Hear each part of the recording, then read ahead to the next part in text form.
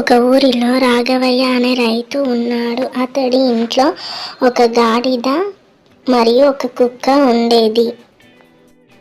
గాడిద పొలంలో పని చేసేది, బరువులను మోసేది. కుక్క ఇంటిని కాపాడేది, తన యజమానిని ప్రేమగా చూసుకునేది. తన యజమాని ఇంటికి రాగానే కుక్క లేచి తన తోకను ఊపుకుంటూ యజమాని దగ్గరకు వెళుతుంది.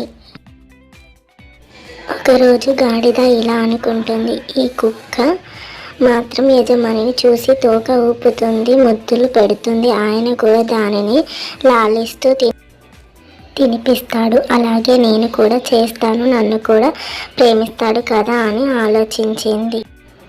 యజమాని రాగానే గాడిద కూడా అలాగే తోక ఊపుకుంటూ వెళ్ళి యజమాని పైకి ఎక్కింది. అప్పుడు భయంతో యజమాని కింద పడిపోయాడు. ఆ యజమాని కర్రతో గాడిదను కొట్టాడు. గాడిద భయంతో దూరంగా పారిపోయింది.